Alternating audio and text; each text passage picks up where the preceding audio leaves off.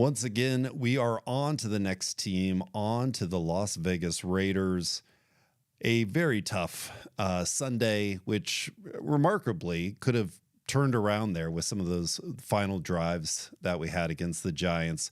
21-15, one nice drive away from going home happy, forgetting about all those offensive line issues.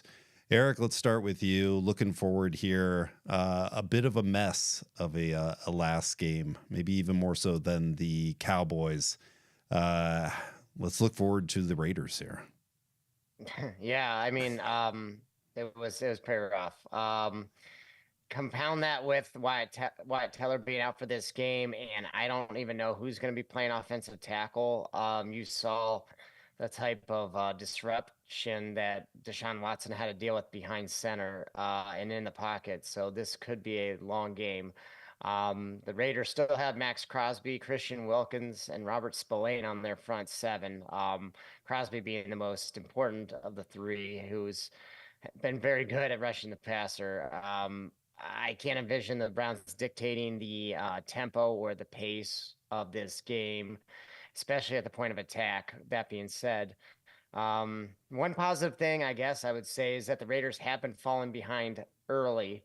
They did come back against the Ravens a couple weeks ago, and they did not come back last week. So if the Browns were somehow by accident score a couple touchdowns early, then that would be ideal. And, hopefully have the Raiders hang their heads and, kind of just give up.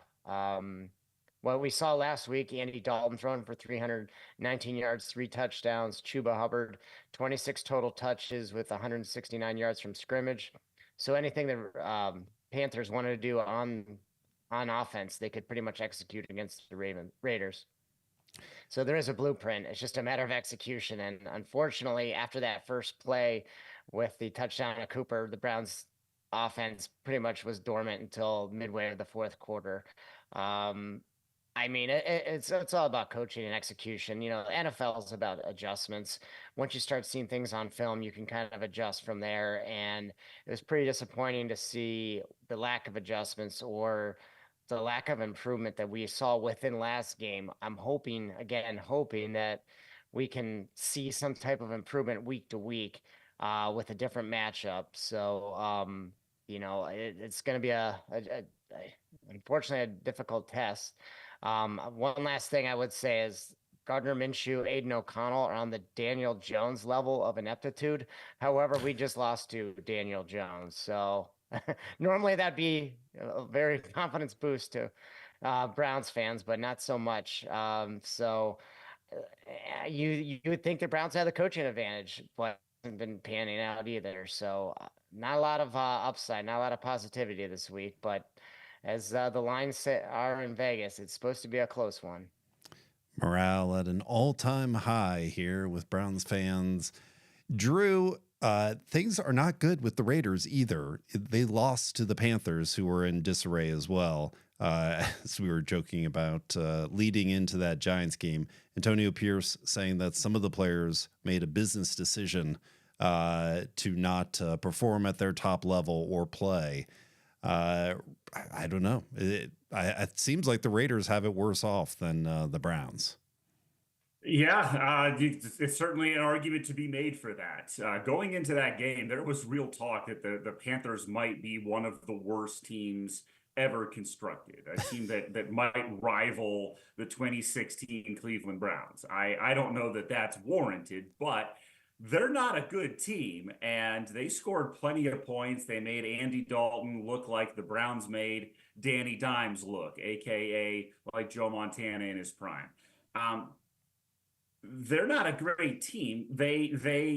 You can look at that Ravens game that they played and say that they have played a better half of football than the Browns have played all season. So there's arguments to be made for both of these teams, which is damning with faint praise for both the Raiders and the Browns. These are two teams that have had a really bad start to this season. Despite them finding a way to win a game that maybe they shouldn't have won. So, I mean, if I look at this, Jerome Ford, he's averaged over 5 yards per carry. maybe you give him more than 9 carries a game. Amari Cooper looked like close to his former self. Maybe if you squint hard enough, maybe if they're able to get any sort of running game going, maybe they can hit a play action pass to him. Maybe, I don't know, maybe the old school Kevin Stefanski system comes back and gives us some of the bootlegs, some of the motions, some of the actual coordinated offense. It's just watching this team. It feels like watching somebody struggle to do their household chores. And I don't know why that is. I don't know what is so different about this year versus years past, whether it's with Deshaun Watson, whether it's with Joe Flacco, whether it's with Baker Mayfield. They go through these odd stretches where this offense just looks terrible. And the last time they went through stretches like this, they ended up trading away 3 first-round picks for 11. So I'm a little concerned about what Jimmy Haslam's going to do next if this stuff continues. Another thing on the bright side, I will leave you with this. Kevin Stefanski's usually pretty good about making some adjustments and not having 2 just stinkers in a row. So there's some reason to be optimistic there that the coach, the reigning coach of the year, will figure this out and develop a decent game plan. If the Panthers and Andy Dalton can do it, I really hope Kevin Stefanski and Deshaun Watson can figure it out too. I think that graphic in the Giants game of last 4 coach of the years, Kevin Stefanski has 2 of those. We've got Vrabel as a special assistant, and then Daboll is one of the past coaches of the year. Stefanski, you wonder. I think I saw some patterns in this previous game where the Browns' offense is under attack. We have issues with that, and then we play really well with screens. But it seems like the running game is still missing, where we can fend off. I think with the Steelers, we've used that quite a bit. Steelers are super aggressive. We use screens to combat some of their rush or their blitzes. Eric, I don't know if there's anything. I don't know if Stefanski has much of this, if it's just the offensive line. I almost think of, do we not prepare for this season with the offensive line in place with Andrew Berry? Yeah, I mean, I guess the assumption was that Wills and Conklin were going to be fine week 1, ready to go, ship shape, and that hasn't been the case. They've been struggling coming back from injuries, and then Jed with another injury during the game, and Jack with another injury before the game, that not allowing him to play. They did draft Zach Zinter, who will likely see his first start in place of Wyatt Teller. That's a 3rd-round pick, though. I think he should be serviceable. So, I mean, they're going to use tight end helps, but they're already down at the tight end and David Njoku. So, yeah, to your point, I think that was an area that is overlooked. Unfortunately, I just feel like the Browns are in a evolving situation where, we try to fix this part of the team, then this part goes bad. We try to fix this part of the team and this part goes bad. So, I mean, they only have so many resources and draft picks and free agencies and dollars to spend on the team. But yeah, that's, that coupled with the departure of Bill Callahan has not been ideal for this unit with the Cleveland Browns. Yeah, good point with Callahan. We're missing him to be able to maybe coach up DeWan, not the same player as well, but DeWan is also dealing with injuries. So it's the injuries are just really challenging here. Drew, last word here, as I've asked in the past, Browns win this game. Who are we looking at as having a great performance and celebrating next Monday?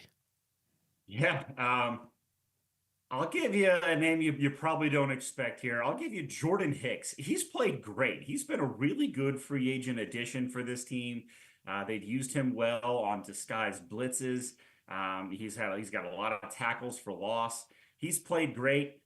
Maybe he pressures Gardner Minshew and forces a turnover. The team has 0 INTs. They had one last week, but they did that stupid dance when everybody in the stadium knew was a penalty on them.